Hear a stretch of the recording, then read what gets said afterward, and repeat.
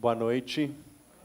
Meu nome é Rogério Faria Tavares, eu sou coordenador das atividades culturais da Academia Mineira de Letras, que é uma casa que foi fundada em 1909 por um grupo de jovens que amavam a arte e, sobretudo, a literatura. Em 1915, essa academia, que tinha sido fundada 6 anos antes, lá em Juiz de Fora, se transferiu para Belo Horizonte e venceu todo o século XX, entrando agora no século XXI, já mais que centenária. É uma casa que tem como missão promover a literatura e a língua portuguesa, e que tem como objetivo reunir as pessoas, agregar as pessoas em torno de temas como a arte, a cultura, a história, a memória, a educação e a literatura. É uma casa que quer cada vez mais se abrir para a cidade e que tem promovido, para isso, uma programação cultural intensa. Eu sugiro, convido, melhor dizendo, todos aqui presentes a nos seguirem no Facebook, a entrarem no nosso site, porque durante todo o tempo a gente está promovendo conferências gratuitas, abertas ao público, para divulgar o que a literatura e os autores mineiros e brasileiros fazem de bom, tem feito de bom. É uma casa integrada por 40 membros, que são os acadêmicos, e eu estou falando isso porque era justamente indicar que um deles está chegando ali, que é o escritor Olavo Romano, que é presidente emérito dessa casa, nosso queridíssimo e fraterno confrade, que é como a gente fala aqui. Rapidamente, porque a noite é da Cris, eu quero só dizer que no dia 28, que é quinta-feira, haverá aqui uma conferência sobre a relação entre o direito e a literatura, a cargo do Fernando José Armando Ribeiro, que é poeta e juiz. No dia 3, haverá uma conferência sobre Aquiles Viváqua, que é um poeta importante, e no dia 6, outra conferência, 5 da tarde, sobre a obra da acadêmica Carmen Schneider. Estejam todos convidados. Bem-vindo, presidente Olavo. Tudo bem? E é isso. Eu queria só dizer que, para nós, é muito satisfatório, é uma alegria imensa, é uma honra imensa receber a Cris, de quem eu fui contemporâneo de colégio, então eu conheço a Cris há muito tempo.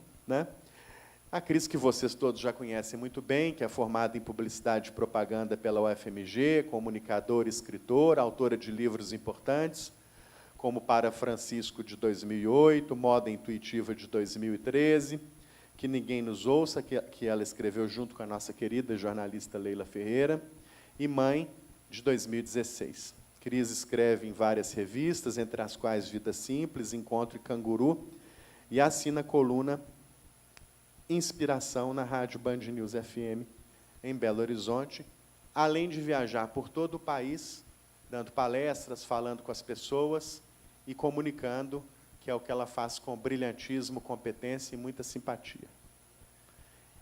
Então, Cris, seja muito bem-vinda a esta casa. Eu peço um aplauso de boas-vindas para a Cris.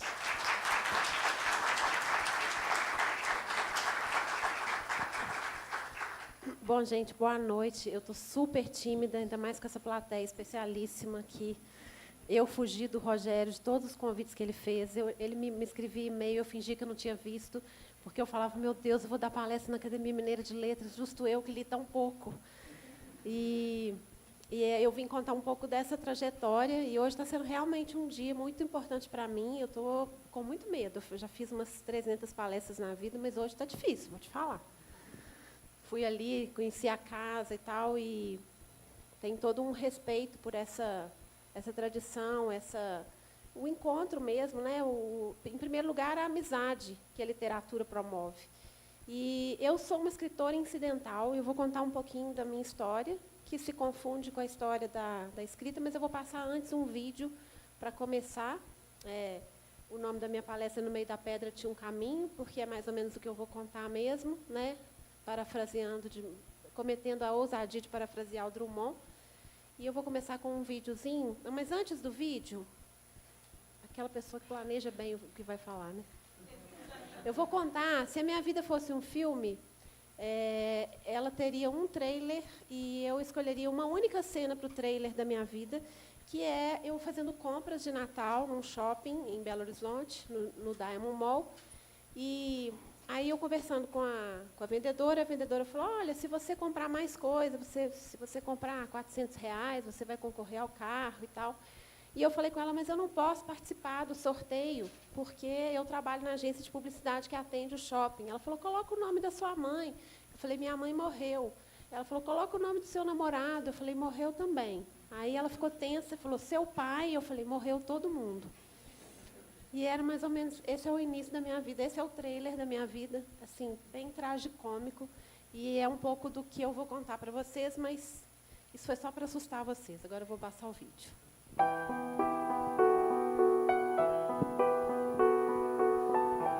Olha, amor, tá ganhando também. Está enorme, amor. Francisco.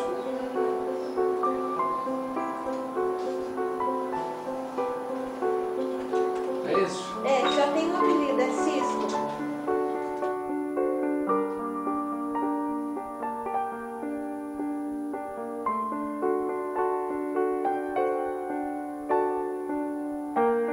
Oh, Francisco, ou Cora.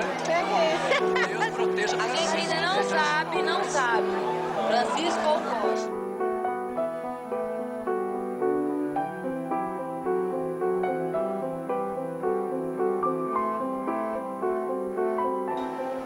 Gente, Francisco.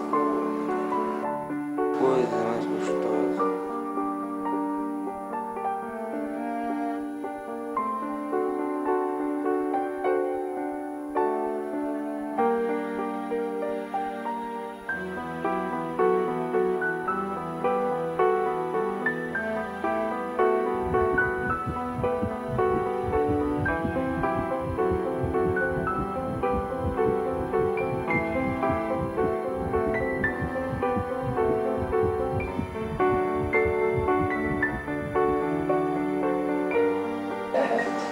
Quero ver a cara dele.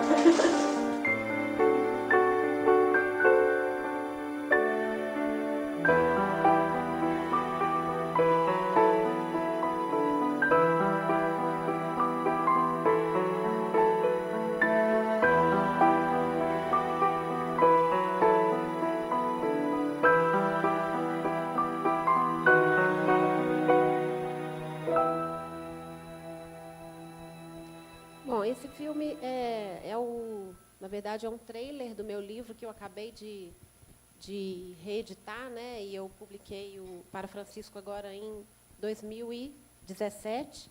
A primeira publicação dele foi em 2008. E para comemorar 10 anos da história, eu publiquei em 2017 o livro novamente, porque na primeira publicação, quem é escritor sabe que trocar de editora é trocar de problema.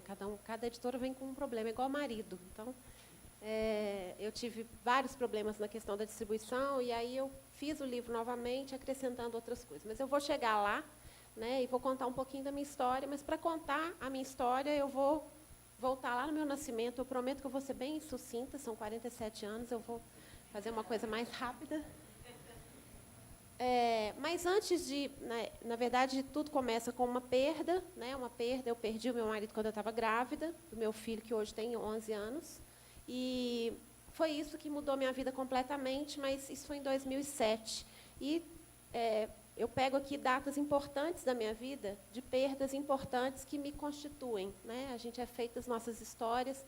Então, em 1994, eu perdi a minha mãe tinha 55 anos, eu tinha 24 anos, mamãe teve um câncer.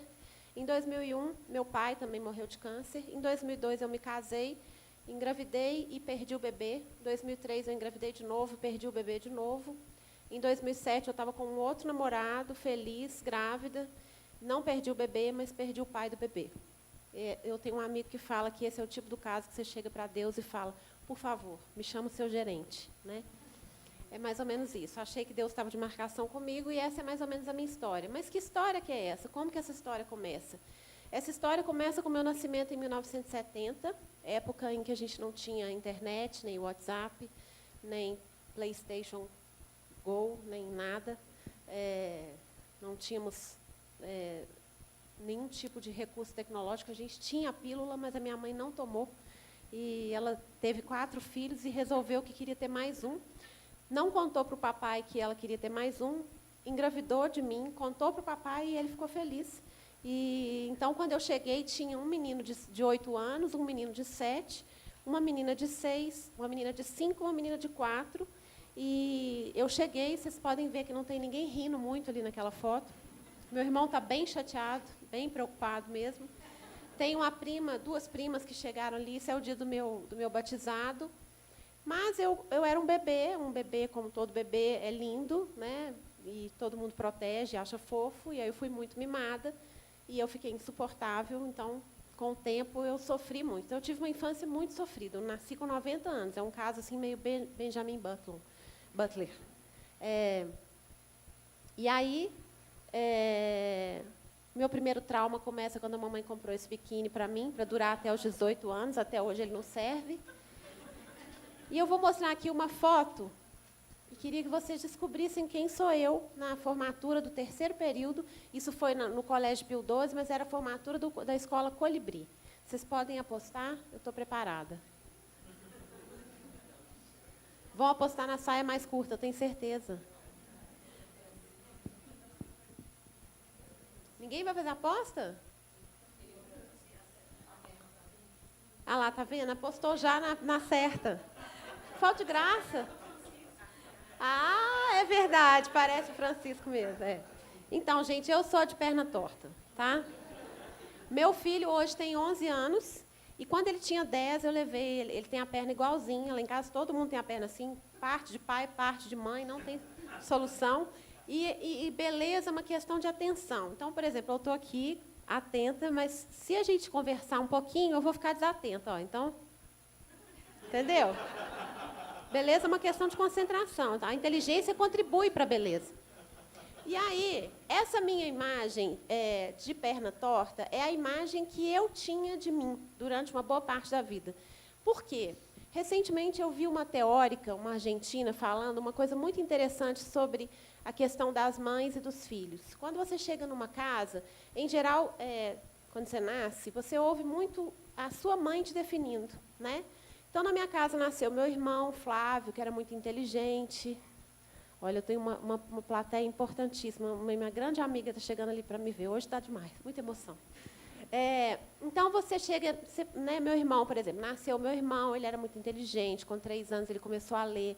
Aí, a professora falou, olha, esse é o camelo. Né, foi apresentar os animais. Ele falou, não, é o dromedário. Né? Esse era o meu irmão. Né? Então... Quando tem um inteligente, aí nasceu o segundo era gêmeo, aí eram 2 gêmeos, um morreu, aí ele era muito pequenininho, tinha apelido de Caco, e aí ele teve que tomar Gardenal. Então, assim, um era o superdotado, o outro era o que foi problemático, aí nasce a do meio, que é a doce. Né? Então, a gente vai arrumando papéis, e aí eu vim por último, sobrou pouco papel para mim. Né? Então, o meu papel é meio que assim... a antagonista, né? A pessoa que veio para complicar. Até outro dia, meu irmão falou comigo, você é muito difícil, já está na ponta da língua dele. Né? Então, é isso. Eu cheguei numa casa para ser meio que a questionadora, porque tinham parzinhos, tinha toda uma realidade estabelecida ali, e eu vim com alguns questionamentos. Né? Então, e fui muito mimada para completar. Então, a situação não foi fácil. Eu realmente fui muito... julgada pela minha família, acho que com todo o amor do mundo, mas isso foi muito difícil para uma criança. Né? Então, a perna torta é o ícone de como eu me enxergava. E aí, recentemente, Francisco, com 10 anos, levei ele no ortopedista, e o ortopedista falou assim, olha, ele tem hiperflexibilidade. Eu falei, achei que isso chamasse perna torta. Ele falou, não, se ele quisesse, ele poderia ser contorcionista. Eu falei, e não é isso que todos nós somos, né? Contorcionistas. Então, não bastasse isso, as minhas arcadas dentárias, uma veio de Marte, outra veio de Vênus, elas estão juntas por pura insistência. Com 18 anos, um amigo meu olhou para mim e falou, olha, seu nariz é torto. Eu falei, Uai, Né? Passou a ser amiga para essas coisas, né? Então, essa foi a minha... E aí, eu comecei a escrever com 13 anos. E eu acho que a escrita surgiu, é muito interessante como a escrita surgiu. Eu não era uma grande leitora, eu lia, Mas eu tinha 13 anos, não tinha contato. Eu morava numa casa tipicamente machista, em que as mulheres eram preparadas para casar. E os homens tinham mais contato com a literatura. Eu lembro do meu irmão com um livro chamado 7 Minutos, que era uma história de um orgasmo. E meu avô passou esse livro para o meu irmão. Imagina, nem passou pela ala feminina da casa, né? E lá em casa era meio isso, assim, essa estrutura das mulheres se prepararem para casar. E os homens, eu observava mais os homens, então eu tinha uma atenção maior para os homens. Mas a escrita não era uma coisa... Eu não comecei lendo para depois escrever. Eu acho que eu comecei escrevendo para depois ler. E a escrita era uma tentativa de abordar um caminho, de tomar um caminho da delicadeza. É como se eu quisesse uma forma mais suave de ser, porque a existência normal não era suave. Eu era chorona, né? As pessoas me chamavam de chata. E, através da escrita, eu descobri um jeito delicado de existir. E aí a escrita virou minha grande amiga. Então, com 13 anos, comecei a escrever e acabei indo parar na faculdade de comunicação. Mas antes eu tenho que contar a situação do meu cabelo. Que o meu cabelo é o seguinte, lá em casa, nós temos muito cabelo, e é um cabelo ondulado. Ninguém sonha em ter um cabelo ondulado. Não vem com essa história. O cabelo da Gisele Bündchen, por exemplo, não é ondulado. Aquilo é liso, né? O cabelo liso, que a gente sonha em ter cabelo liso, esvoaçante, ou um cabelo anelado, maravilhoso, selvagem. Agora, ondulado é aquele cabelo que tem personalidade própria, ele tem vontade própria, ele começa, né? Então, eu era tipo o Capitão Caverna, embaixo do cabelo. E ficava as minhas irmãs fazendo escova no cabelo, e eu ia na onda delas, fazendo escova no cabelo. Eu tinha uma colega no Colégio Loyola, depois eu te conto quem é, que era muito popular, assim, tinha vários namorados, isso para mim era um ponto importante, e ela tinha o cabelo igual da Tina Turner. As pessoas mais jovens colocam no Google. Aí eu resolvi que eu ia cortar o cabelo dela como com o meu cabelo igual ao da Tina Turner. Cortei o cabelo, aí surgiu um rosto, né? Fiquei 40 dias intensamente feliz, fui muito feliz. E fui ao cabeleireiro para cortar o cabelo de novo, porque o cabelo cresce. E esse cabeleireiro, que eu não lembro se era cobra, jacaré, homem, mulher, porque eu esqueci, foi uma defesa do meu organismo, ele não estava bem no dia. E ele cortou meu cabelo igual do Chitãozinho Chororó. Ficou isso assim, ó, esse era o cabelo legal, ó, Grêmio Estudantil. Isso aqui é minha carteira de trabalho. Foi por isso que eu me tornei autônoma. Para não passar por essa humilhação. E aí, eu fui trabalhar na Minas Caixa. Eu entrei na faculdade de comunicação, fui trabalhar na Minas Caixa. Tinha um estágio que era supervisionado, era um estágio relacionado com a faculdade. Eles eram tão legais que, mesmo com esse cabelo, eles me trataram muito bem. Eu passei 6 meses trabalhando lá, foi meu primeiro emprego, foi ótimo. Gastei todo o meu primeiro salário com roupa, o segundo também, o terceiro, e durante uma boa parte da vida.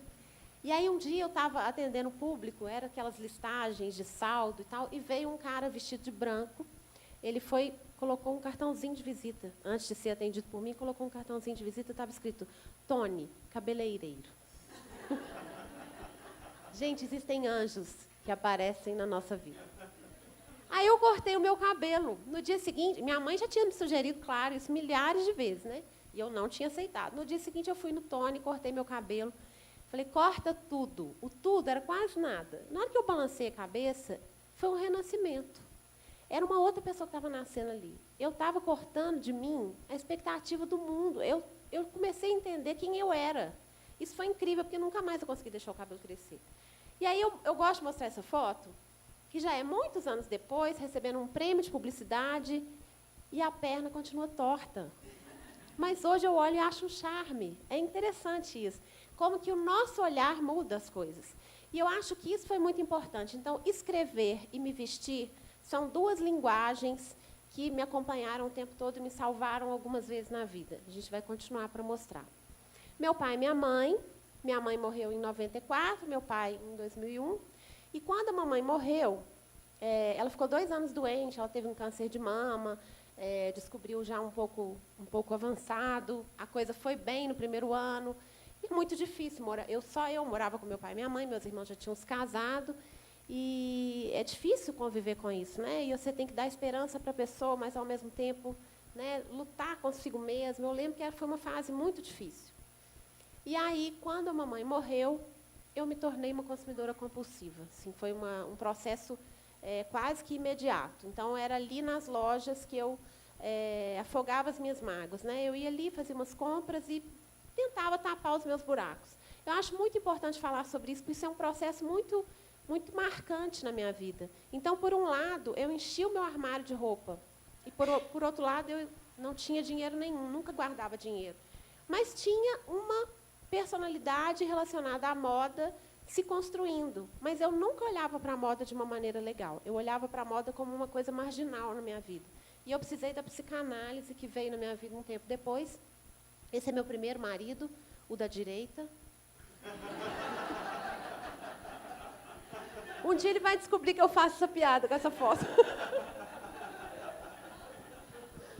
Me casei logo depois da morte do meu pai. Nós tínhamos muitos cães, mais do que estão nessa foto. E aí eu engravidei rapidinho, mas na verdade, assim, eu acho que o meu casamento foi um equívoco. Eu acho que tem hora que a gente namora muito e deveria separar. E aí eu casei. Acontece isso com muita gente, né? E eu depositei muito na história de ser mãe, uma esperança muito grande, e perdi logo no começo, foi muito difícil. 10 meses depois tentei engravidar de novo, isso é ótimo para o casamento, né? Você fica com hora marcada para fazer sexo, uma beleza, né? Para o casamento é ótimo. E aí engravidei de novo, perdi de novo, comecei a quase pirar. E eu fazia terapia na época e falei, eu vou mudar para a psicanálise. E eu tinha muito medo de mudar para a psicanálise e me separar. E aí eu mudei para a psicanálise, me separei, foi ótimo. Gente, cuidado com o que você tem medo, viu? E aí comecei a namorar um colega de trabalho, o Gui. Ele já tinha sido casado também, ao mesmo tempo que eu. Nós éramos muito amigos, foi um namoro que demorou para começar, uma paixão muito forte, porque a gente já era muito amigo. Quando a gente se apaixona por um amigo, é devastador, porque você já ama aquela pessoa. E aí, fudeu. Aí o negócio é complicado.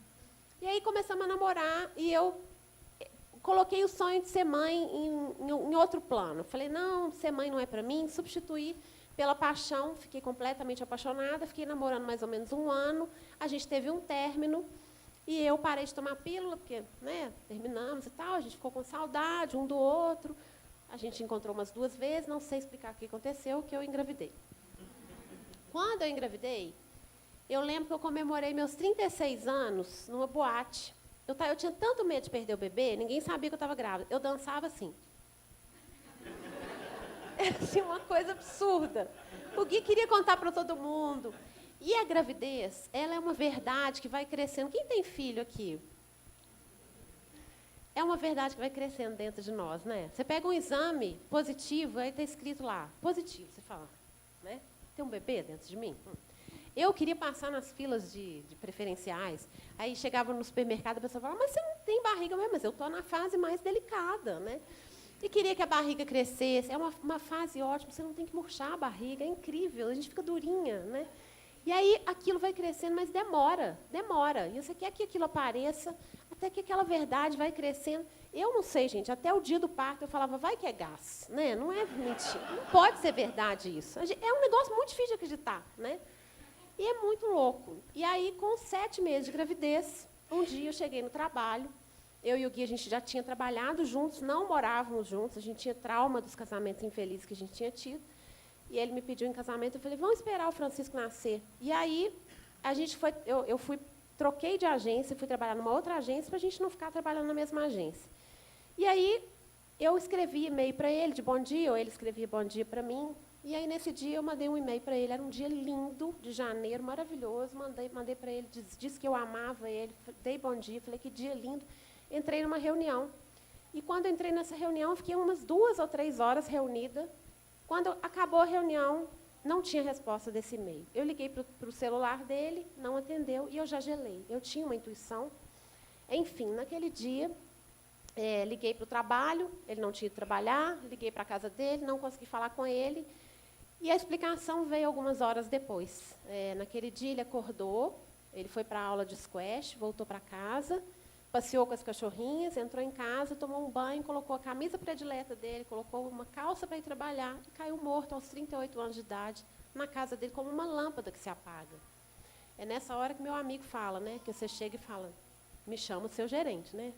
Você chega para Deus e fala, por favor, me chama o seu gerente. Porque realmente é uma situação que você não imagina, né? E acontece com muito mais frequência do que você imagina, né? Do que a gente imagina. A minha mãe tem a mesma história do Francisco. A minha avó também ficou viúva grávida. E eu contava a história dela para todo mundo com muita admiração. Aí, Freud que nos...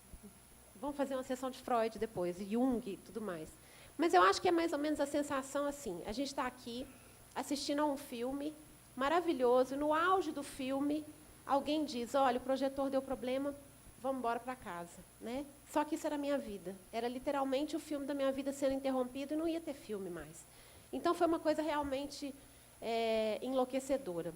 E a morte, do mesmo jeito que o nascimento, ela também a morte repentina também é uma verdade que vai crescendo dentro de nós, ou diante de nós. Né? O dia seguinte vem e você tem que acordar e assimilar aquela verdade de novo. Então, a morte repentina também é alguma coisa que você tem que repetir para si mesmo. Né? Eu acordei no dia seguinte e falei, ele morreu. No dia seguinte, eu acordava, ele morreu mesmo. Né? No dia seguinte, ele não ligou, parece que ele morreu. E você fica esperando que alguém vá dizer para você que é 1º de abril, mas não é. Né? E a morte ela não tem solução, ela não é um problema, ela é um fato. E você tem que contornar esse fato, você tem que arrumar um jeito de lidar com esse fato, porque não vai ser mudado, né? Não tem remédio. A primeira coisa, e eu acho que ao longo da vida a gente percebe que tudo tem seu lado bom, menos alguns discos, né? Talvez do Michel Teló, não tenha. Quando eu tinha tanto medo que o Gui morresse, que pelo menos eu estava livre desse medo, que de uma certa forma a gente fica escravo dos nossos medos, né? E uma outra coisa, a questão do dia seguinte, que era uma coisa enlouquecedora, porque quando eu tinha sono, parava de doer. Mas quando eu tinha sono, o dia seguinte ia chegar e ia doer muito mais. Né? Então, realmente era desesperador. Eu acho que a primeira coisa que eu pensei, quando o Gui morreu, eu pensei assim, quanto tempo vai demorar para eu morrer também? Mas eu não podia morrer, porque eu era mãe do Francisco, ele estava dentro de mim. Né? Então, eu acho que o Francisco realmente salvou minha vida. Eu costumo dizer que o coração dele bateu por mim, por ele, e ele, de fato, salvou minha vida, porque ele me obrigou a querer viver. Né? E depois, muita coisa se revelou, e aí, ao longo da história, hoje eu sou muito grata, assim, realmente, de verdade. Por mais que tenha doído, eu sou muito grata pelo desenho das coisas. 2007 foi o pior e o melhor ano da minha vida. E a morte... ela tem esse poder, né? Quando você se vê diante de uma morte repentina, alguém muito próximo que você ama muito, você cai na tentação de virar uma vítima, né? Ela é uma tentação muito clara para você ser vítima. Eu falava, porque viúva, né? A gente fica um tempo tendo pena da gente mesmo. Mas só que também a sensação de uma solidão muito grande. E eu acho que quando a gente perde alguém que a gente ama, a gente morre um pouco. Só que o luto acaba quando a gente descobre que a gente está viva. E aí eu vou contar um pouco do meu processo de luto e como que a escrita me salvou, né? E como, de uma certa forma, é tão bonito que uma experiência de dor sirva para outras dores. Né? Isso que é o mais bonito de uma arte. Né? Você viver uma fossa às custas de alguém que já viveu uma fossa e escreveu uma música. Né? Isso é lindo. Bom, o Francisco nasceu... no primeiro mês, eu acho que foi um gráfico descendente, e o segundo mês, um gráfico ascendente, com a vinda do nascimento dele.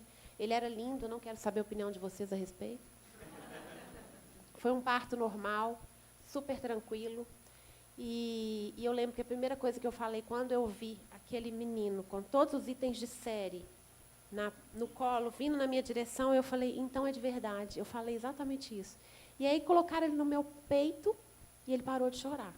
Eu falei, eu sou muito poderosa. Né? É muito poder que realmente a gente tem.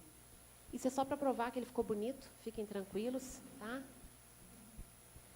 E eu acho que a morte ela tem esse ensinamento. Assim. É um fato que não vai mudar. Então, se você não pode mudar esse fato, você tem que mudar a sua forma de encarar os fatos. É como se fosse assim, aquilo que é o limite, você chegou numa situação limite, e essa situação limite te obriga a se reinventar. Não tem outro jeito. Então, isso é muito transformador, né? Mas não é uma coisa de uma hora para outra. E como que aconteceu? Um dia eu cheguei no trabalho, depois da minha licença maternidade, acabou a licença maternidade, eu cheguei no trabalho, era o dia 17 de julho de 2007.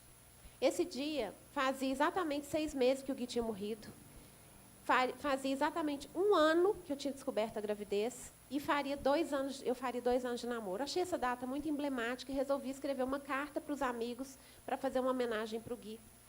E aí, gente, os amigos, coitados, eles já não estavam mais aguentando, porque eles já estavam sofridos, estavam sofrendo também a perda do Gui, era uma coisa sofrida para eles. E eu não sei por quê, a minha intuição fez uma figura de linguagem de escrever para o Francisco. E isso me salvou assim, definitivamente, porque aí eu comecei a escrever para o Francisco. E como foi importante encontrar um destinatário para os textos que eu viria a escrever. Era ele o destinatário. E aí surgiu a escritora. Aquela pessoa que tinha escrito durante 20 anos como redatora publicitária e que nunca tinha tido a menor pretensão literária, porque não tinha lido muito, né? Não se achava com esse talento de jeito nenhum. E também demorei um tempo para reconhecer que talvez ali estivesse nascendo uma escritora. Mas eu acho que outro dia que eu pensei sobre isso, a importância de surgir um destinatário, que era o Francisco.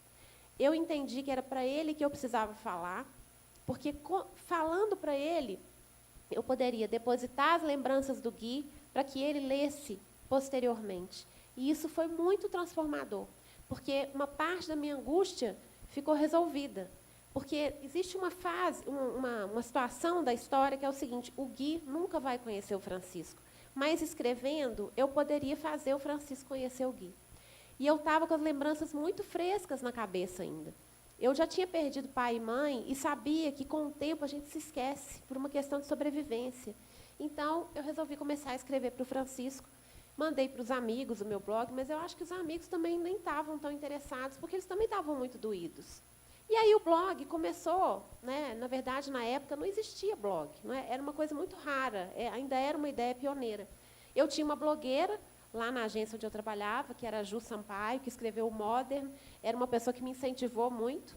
Então, 2 dias depois, eu inaugurei o Para Francisco e comecei a escrever assim, de uma maneira que eu não parava, né? O Francisco ia dormir, eu punha o Francisco para dormir 11 horas da noite, me sentava, e o que o meu coração queria me contar sobre a minha história com o Gui, ou sobre a minha mãe, meu pai, minhas avós, porque o pessoal todo já tinha ido embora, né? Eu começava a contar. E aí era literalmente a transmutação de tristeza em alegria, porque eu acho que uma grande angústia de quem está de luto é perceber que as pessoas não acessam o seu sofrimento. Então, eu me vinguei, eu fiz todo mundo chorar. Eu pensei, agora vai todo mundo chorar.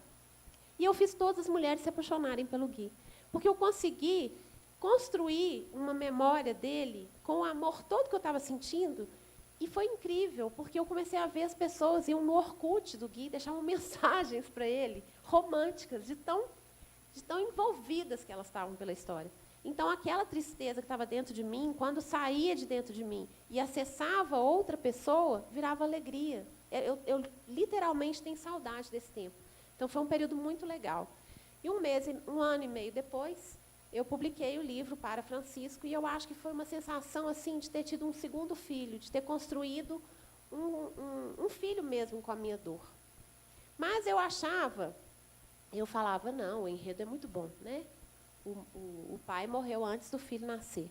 E eu não olhava a minha escrita como uma escrita literária, né? Imagina, de jeito nenhum. E aí eu tive algumas pessoas amigas e escritores, às vezes um ou outro escritor mesmo. Eu tenho um escritor que ficou meu amigo pelo Orkut, acabou escrevendo o prefácio do livro, e ele falava, você tem uma escrita literária. Eu demorei muito tempo para olhar para essa escrita. Por isso que eu demorei muito tempo para vir fazer a palestra aqui, porque eu fiquei fugindo. Eu falei, vão me perguntar quais são as minhas referências literárias, eu não vou ter o que responder, né? Porque eu não li os clássicos, gente. Então, é um problema. Bom, o lado interessante é que vai virar filme também. Tem 9 anos que eu falo isso, mas eu acho que um dia eu vou estar certa, porque eu vendi os direitos para uma diretora de São Paulo, vai ser o primeiro longa dela, e a Débora Falabella vai fazer o meu papel. Eu espero que a gente se apresse, porque daqui a pouco a Débora Falabella não vai poder fazer o meu papel, e sim da minha avó. Está ficando meio tarde, né? Então, tem um lado interessante. Mas a gente está aqui na Academia Mineira de Letras, mas eu tenho que falar um pouco da história da moda também, que compõe todo esse conjunto. Afinal de contas, eu escrevi um livro sobre moda, e não dá para falar da minha vida sem falar da moda, porque o Para Francisco aconteceu junto com um outro blog. Então, voltando um pouquinho no calendário, essa foto horrenda, Um dia que eu fui trabalhar, 1 mês e meio depois que eu tinha começado para Francisco, e eu fui com essa roupa para o trabalho. Eu tive coragem. Eu acho que a mulher, quando ela tem um filho, ela durante muito tempo, ela foi 2 pessoas, e aí, de repente, ela se torna uma só, ela se torna indivíduo de novo. E ela precisa se reconhecer. Como é meu corpo? Né? A primeira coisa que a mulher faz depois que ela tem o filho, ela põe a mão na barriga, porque ela tem medo de colocar a mão na barriga. Porque as mulheres acham que vão ter filho e vão voltar com a barriga lisa. Só a Gisele Bündchen, gente, ninguém mais faz isso. Né? Então, é todo um reconhecimento do nosso corpo. E da gente como indivíduo mesmo. Né? E aí, a roupa, nesse momento, veio a cura do consumo compulsivo, porque a roupa ela veio com uma outra força, uma força de me fazer retornar à minha identidade e de entender quem eu era novamente. Porque eu comecei a fazer várias experiências com as roupas que eu tinha. Eu fazia muitas sobreposições, inclusive essa que eu achei o máximo, porque era uma sobreposição muito criativa, embora horrorosa. Mas no dia eu achei legal, e é legal porque, assim, hoje, 11 anos depois, eu falo, meu Deus, que é isso? Né? E aí fui para o trabalho, cheguei no trabalho e falei, não, essa roupa está ao máximo, pedi para uma pessoa tirar uma foto, e aí criei um blog chamado Hoje Vou Assim, mandei para os amigos, falei, gente, esse é meu blog de moda. Meus amigos devem ter se reunido e devem ter falado, a gente vai precisar de um psiquiatra para essa viúva, porque ela está louca, né? E eu sou muito disciplinada com os meus impulsos e eu continuei tirando foto. E aí o mais interessante é que eu fui fazendo caras e bocas e fui crescendo diante da câmera. Eu, uma mulher normal, real, absolutamente comum, que não sou um padrão de beleza, comecei a crescer diante da câmera e a tocar outras mulheres. Então, as mulheres escreviam para mim, Cris, cadê o look de hoje? Eu estou esperando para me vestir. Cris, eu estou usando bolsa amarela, eu cortei meu cabelo, meu marido falou que eu estou mais bonita. Então, eu estava fazendo o tal do empoderamento feminino numa época em que não existia essa palavra. Né? Foi uma coisa muito divertida. E eu acho que se eu estava vivendo uma grande dualidade, né, se eu estava vivendo uma grande alegria e uma grande tristeza, se alguém te perguntar, é possível ser triste e alegre ao mesmo tempo? É. Eu era a mulher mais triste, mas eu era a mãe mais feliz. Né? Então, o Francisco era a felicidade, mas a idade do Francisco me lembrava a idade da falta do pai. Então, isso precisou de um tempo para se resolver. E eu acho que eu precisei dos 2 canais, o da alegria e o da tristeza, para expressar. Então, talvez o Para Francisco não tivesse sido tão inteiro se não houvesse o Hoje Vou Assim, e o Hoje Vou Assim talvez não tivesse sido tão bacana se não tivesse essa dor por trás. Né? Então, era muito interessante, porque as pessoas chegavam no Hoje Vou Assim e falavam, quem que é essa mulher? Aí falavam, olha, mas ela ficou viúva grávida. Ai, nossa, que legal. Tal. Aí chegavam as pessoas no Para Francisco e adoravam tudo e falavam, mas é aquela mulher que veste aquilo e tira foto sorrindo. Então, eu gerava amor e ódio, era muito interessante. Uma estratégia de marketing do destino. Né?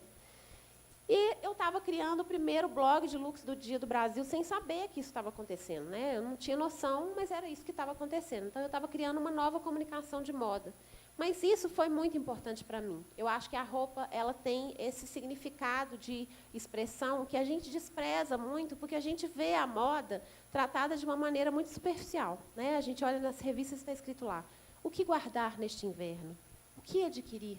Né? O que você... Não tem nada, moda não é isso, né? Moda pode ser uma coisa muito mais legal, porque quando a gente abre o armário de manhã e vai se vestir, você está fazendo uma oração para o seu dia. Você está pintando o seu dia como o índio se pinta. Né? Aquilo tem um significado muito grande, muito maior do que a gente pode imaginar. Então, a moda ela é tratada de uma maneira frívola, mas ela pode não ser frívola. É uma questão de olhar. E eu digo, a moda, realmente, o vestuário me salvou, me ajudou a ter a minha identidade, me ajudou a ser uma pessoa mais feliz e a gostar mais de quem eu sou. Sem dúvida. Isso não tem coré-coré. A coisa foi crescendo de tal forma que começaram a surgir outros blogs com o nome de Hoje Vou Assim. Hoje Vou Assim Off, para pobres, porque ela não tinha as marcas de roupa tão chiques quanto as minhas. Hoje Vou Assim Plus Size. Hoje Vou Assim de bike. Hoje Vou Casar Assim. Depois comecei a fazer foto para revista, fiz campanha da Luísa Barcelos, até que eu cheguei, isso aí para mim é uma foto que ilustra o tamanho, até onde a cara de pau de um ser humano é capaz de levá-lo.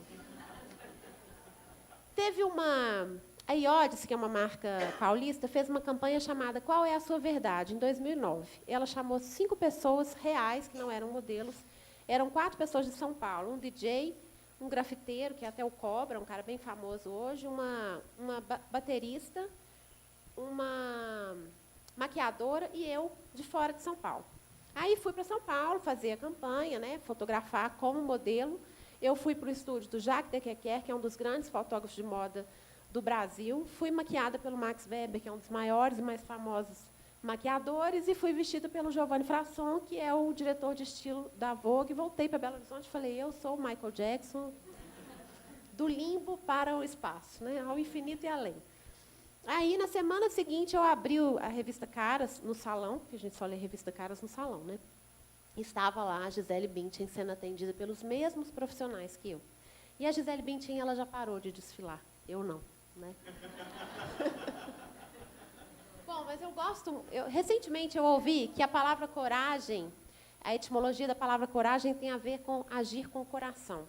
E eu acho que essas 2 atitudes que eu tomei, sem pensar, em que o meu impulso falou comigo, na verdade, foram atitudes feitas totalmente com o coração. Se eu tivesse pensado assim, ai, como que as pessoas vão ver a minha escrita? Será que as pessoas vão achar que eu escrevo bem ou mal? Será que elas vão me achar bonita ou feia? Eu simplesmente tinha vontade de me expressar. Então, por que eu comecei a fazer um blog para o meu filho, em vez de eu escrever um caderno fechado para o meu filho, eu coloquei num blog, né? Eu precisava gritar a minha dor para o mundo. Às vezes a gente está com uma dor tão grande que a gente quer gritar. E isso me salvou, porque as pessoas começaram a acompanhar o blog e, graças a esses leitores, graças a essa era que a gente vive, em que a gente tem o retorno do leitor, que é bem diferente das épocas antigas, né, Olavo? É tão diferente ser escritor hoje em dia. As pessoas começaram a acessar. E quem eram essas pessoas? Elas já tinham perdido os maridos grávidas? Raramente, né? Na verdade, eu sou muito procurada por mulheres que perderam o marido grávidas. Acontece muito, muito mais que a gente imagina. E, recentemente, eu até escrevi uma crônica para Canguru, que é uma carta para a mãe que perdeu o pai do seu filho. Porque eu falei, gente, eu acho que vou ter que escrever uma carta, porque são tantas que me escrevem. E eu sempre fico dizendo para elas assim, olha, eu estou lá na frente, vai dar tudo certo. Mas, assim, tem pessoas desesperadas e dá uma aflição, porque é muita dor, né? Eu conheço essa dor. Mas eu também não quero ficar acessando essa dor o tempo todo. Mas eu acho que eu fui salva por esse público. Então, se as pessoas começaram a ler o Para Francisco, foi graças a elas que eu assumi o compromisso de continuar escrevendo. Se não fossem elas, talvez eu tivesse parado no meio. E, por causa delas, eu acabei fazendo um inventário para o Fran. Então, isso foi muito legal. Essa vontade que eu tinha de expressar e de colocar para fora, de colocar para público, foi muito importante. No caso do Hoje Vou Assim, foi a mesma coisa. Essa cara de pau, no sentido de falar assim, olha, eu vou colocar isso aqui, eu quero expressar, eu quero colocar minha roupa. Né? E tinha gente que entrava e falava assim, você é ridícula. Aí, no dia seguinte, eu ia de chapéu. Era muito legal. Tinha cartas, assim. Foi um treinamento e um exercício para a autoestima, não só minha, como das mulheres que me acompanhavam. E isso é muito poderoso. Isso é uma certeza que eu tenho, que eu passo adiante. Quando você está muito conectado com aquilo que você quer fazer, ninguém te segura. Isso é muito forte. É quando tem verdade naquilo que a gente faz, né? E aí, de tanto fazer look do dia, depois de um tempo, o meu editor do meu primeiro livro falou comigo, vamos escrever um livro sobre moda? Eu falei, imagina, não tenho nada novo para falar sobre moda. E um dia eu peguei um texto que eu tinha no blog que falava, já parou para pensar que você é seu próprio estilista? Começava assim. E aí eu peguei esse texto e fiz um vídeo para colocar no próprio blog, com os amigos, e o vídeo começou a bombar, começou a chegar no meio da moda. Né? A essa altura, a Glória Calil, com o site dela, já tinha aparecido uma fotinho dela cobrindo as semanas de moda, uma foto do look dela, e escrito, hoje a Glória vai assim. Eu falei, estou fazendo escola. E aí eu entendi que eu tinha alguma coisa que, às vezes, para mim seria óbvia, mas que para o outro não seria óbvio. A gente tem que tomar muito cuidado com o que a gente acha que é óbvio. Né? Às vezes, na relação, a gente deixa de falar para o outro aquilo que a gente pensa que é óbvio, mas para o outro não é óbvio. Então, cuidado. Né? E aí eu resolvi fazer esse livro. Eu entendi que eu tinha o que dizer e fiz o Moda Intuitiva, que é um não manual de moda. Né? Ou seja, eu acredito que o estilo, a forma de vestir de cada um é de cada um. Então, se eu faço um manual, como que alguém vai ter estilo se vai seguir aquele manual? E eu mostro, na verdade, o que o meu corpo me ensinou sobre moda. Porque eu aprendi sobre moda com o meu corpo. Na verdade, a gente tem mania de achar que a gente vai ler nas revistas aquilo que a gente deveria usar, né? Será que uma calça assim combina com um sapato de outra forma? E, às vezes, o corpo da gente tem para nos dizer aquilo que a gente não precisaria pensar, né? Então, o moda intuitivo é um convite à desconstrução do pensamento de moda. O moda intuitivo é um convite a você deixar o seu corpo te ensinar a vestir, né? Deixar que ele mesmo, porque ele pensa também, o seu corpo também pensa. Comecei a escrever para revistas, a revista Raga, na época, que é uma revista que já não existe, né? Uma espécie de trip. Depois escrevi na Encontro, aí depois fui convidada para escrever na Veja BH, deixei o André da Encontro muito chateado. Aí escrevi na Pais e Filhos, hoje escrevo na Canguru. E, recentemente, passei a escrever na Vida Simples, também com a minha cara de pau. Abordei a editora, falei, olha, eu tenho um sonho, escrever na Vida. Imagina, eu adoro o seu trabalho, olha só que legal, né? A gente achando que... E, então, acho que eu tenho caminhado a passos pequenos, mas firmes. Eu acredito que tem um trabalho bacana. Comecei a fazer colunas de moda, né? Fui para a Band News, recebi um convite em 2010 para ter uma coluna sobre moda na Band News. Depois eu cansei de falar só sobre moda, falei, pelo amor de Deus, vamos falar sobre outra coisa, porque só moda ninguém dá conta. Então, eu tenho uma coluna hoje que é de comportamento e moda também, que chama-se Inspiração. Eu procuro dar notícias boas. Elas existem, né? E esses são os livros que eu escrevi, e eu estou lançando um novo livro agora em setembro. O terceiro livro foi um livro escrito com a Leila Ferreira, também numa atitude ousada, de convidar uma pessoa que é 17 anos mais velha que eu, que tem uma carreira na televisão, que era uma grande entrevistadora, e nós fizemos uma conversa por e-mail que as mulheres adoram. Quando a gente acabou de escrever o livro, a gente falou, mas que bobagem é essa que a gente escreveu? E as mulheres amam, é muito interessante, assim, porque a gente abre as nossas almas, né? Eu e a Leila somos mulheres que têm sorrisos abertos e somos livros abertos. A gente conta a vida inteira para a pessoa no ônibus, né? Mais ou menos isso. E o Mãe é uma crônica que eu escrevi para a Veja BH. Uma vez eu escrevi essa crônica e vi que a crônica estava sendo muito compartilhada e ela se transformou num livro ilustrado. E é interessante porque eu acho que tem momentos da escrita que a gente está meio que movido por uma coisa maior do que nós. E tem momentos que não, que é uma transpiração mesmo. O Mãe foi assim. Como várias vezes eu tinha que escrever o texto para a Veja, não sabia sobre o que eu ia escrever, aí eu falei, olha, vai ser Dia das Mães, vou escrever sobre maternidade. Eu tinha a experiência da maternidade e escrevi um texto, assim, foi dos poucos textos que eu não dormi em cima do texto para mudar no dia seguinte. E é impressionante a força de algumas coisas que a gente escreve assim com o coração, né? Então, o Mãe é um livro que fala para todas as mães da experiência da maternidade, foi muito legal. E aí eu pergunto, fui eu que pari o Francisco ou foi o Francisco que me pariu, né? Eu acho que foi o Francisco que me pariu. Eu acho que ser mãe e perder o marido e não ter meus pais e falar, eu vou ter que dar conta de viver, mas não é só dar conta, né? As pessoas falavam muito para mim assim, Cris, você vai dar conta. Mas, gente, eu não vim ao mundo para dar conta. Eu vim ao mundo para mais. Acho que a gente dá conta de mais do que dá conta, né? E eu queria mais. Eu queria que a minha vida fosse bacana. Eu queria glamourizar também. Eu queria viver as coisas intensamente, mas não aguentar. A gente não está aqui para aguentar. A gente não está aqui para sobreviver. E eu acho que é literalmente a cura pela beleza. Você descobre que o caminho da beleza é capaz de te curar porque ele chega a outras pessoas. E a sua dor, quando chega a outra pessoa, alivia a dor de outra pessoa, né? É uma dor que serve a duas, a três. É muito poderoso. É a arte, né? Essa arte que está dentro de mim e que eu acabei, né? Estou aprendendo a ser escritora e me chamo de escritora sem o menor pudor, porque eu vivo de escrever também. E é muito bom, é muito poderoso sentir isso. Esse é o livro que eu vou lançar, meu primeiro livro de crônicas, agora no final em setembro, não sei a data ainda. Procurava o Amor em Jardins de Cactos. Ele é sobre o amor, né? Uma mulher romântica. Bom, eu vou mostrar um último vídeo. E aí, se vocês quiserem fazer perguntas. Hoje acordei depois de uma semana cansativa e, como sempre, me pus a andar descalça pela casa. Você saiu para passear Eu tomei meu café e fui ouvir o Jack Johnson, que dançamos ontem à noite para você dormir. Enquanto eu arrastava sofás e poltronas, tentando recolher as bolinhas da piscina que improvisamos. A música me falava sobre você hoje, sobre seu pai ontem, sobre essa minha história que não para. Tudo isso é uma vida só. Desprezando o cansaço, o movimento do meu corpo era disposto e livre. Eu cantava de alegria e saudade, uma saudade ensolarada, sempre a falta dele. Mas senti o sorriso no corpo e pensei sobre as manhãs. Não por acaso, a vida é assim. Acordar e acreditar que tudo vai ser novo e melhor. Sentir que já está sendo bom. Não importa se é exatamente do jeito que a gente sonhou. Você, filho, é a minha manhã fresca de sol. Com esse sorriso, né, gente? É o melhor jeito de encerrar uma palestra.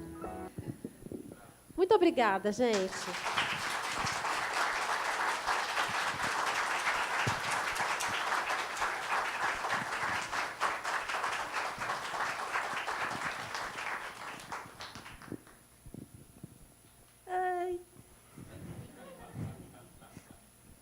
Eu queria fazer uma homenagem aqui à Cristina, que está aqui presente, que está ali chorando.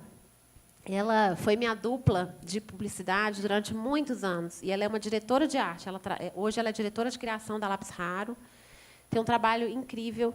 E ela me ensinou muito a escrever. Não só a escrever, ela me ensinou muito a ter um olhar bem-humorado para a vida. Quando eu cheguei na vida dela, eu era muito ranzinza. E ela me ajudou muito.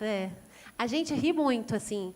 É uma grande inspiração para mim. E eu acho que é isso, né? Acho que as pessoas elas vão ficando em nós, né? Assim como os escritores que a gente lê ficam em nós também. Então, ela é uma pessoa muito importante para mim. Então, hoje ela está aqui pela primeira vez vendo uma palestra minha e ela sabe disso. Ela sabe.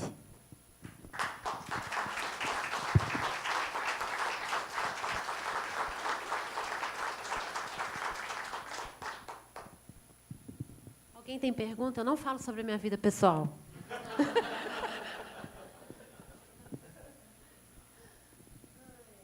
Pode fazer pergunta, gente. Imposto de renda.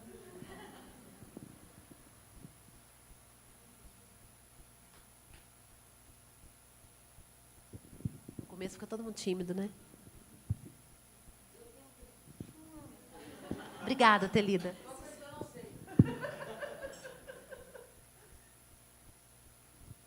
Eu queria saber como que é a sua rotina para escrever. Como é que você tem um horário, como que você consegue ter, no meio de tanta coisa que você faz, ter o tempo para isso e como você consegue se dedicar a isso? No meio de 1000 projetos. Na verdade, eu não tenho rotina, mas eu tenho um caderninho sempre na minha bolsa, e ele é o caderninho onde eu escrevo. Eu sempre começo a escrever na mão, assim, eu acho isso importantíssimo. Porque eu adoro o movimento da caneta no papel. Não é com lápis que eu escrevo, é com caneta, né? E acho isso assim, não tem possibilidade de eu estar longe da minha caneta. Mas a minha rotina é alguém me cobrando prazo mesmo. Eu acho que se eu falasse assim, eu vou sentar ali e escrever um livro, isso não ia acontecer. Eu sei escrever em doses homeopáticas. Então, o fato de ter um prazo para entregar um texto na Encontro, um texto agora na Vida Simples, que é uma revista que eu é uma revista nacional, que eu sempre admirei e tal. Eu falei, né? O dia que eu falei com a Ana Holanda, da Vida Simples, eu falei assim, Ana, eu quis muito te abordar, mas eu sempre pensava assim, nossa, e se me der um branco? Mas esse é o branco que eu quero para a minha vida. Então, por exemplo, eu tinha que entregar o texto da Vida Simples hoje, e não entreguei, mas ela é muito legal, muito gente boa. E o que eu quero escrever hoje é exatamente sobre isso, assim, que é uma coisa que eu pensei que todo texto, todo livro, toda crônica, todo conto é uma carta, né? Quando você tem claro para quem você quer falar, e é isso que eu acho que fez a minha escrita surgir, assim, perceber que era para o Francisco que eu precisava falar. Quando eu entendi que era para ele que eu precisava falar, a minha escrita ficou potente. Então, é isso. Quando você imagina o leitor, eu acho que isso fica... Porque eu acredito que o escritor ele tem que comunicar, né? Então, antes de ser escritora, eu sou comunicadora. Eu aprendi a ser comunicadora. Eu acho que é isso que me faz escrever com tranquilidade. A minha escrita é uma escrita simples, não é uma escrita sofisticada, não é uma escrita muito elevada, no sentido de ela estar próxima das pessoas. E a publicidade me ensinou isso, né? E eu acho que hoje eu estou escrevendo muito melhor. Então, eu fui reunir as crônicas para o livro do Cactus, né? E tinha que mandar para o Humberto, meu primo, que é o Humberto Werneck, que, graças a Deus, eu tenho primos legais, e ele vai fazer o prefácio para mim, né? Aí, tipo assim, estava tudo ótimo para mandar para a editora. Mas eu nunca falei, vou mandar para o Humberto. Eu fiquei mais, 15 dias trabalhando. Nossa, essa está ruim demais, está muito repetitivo.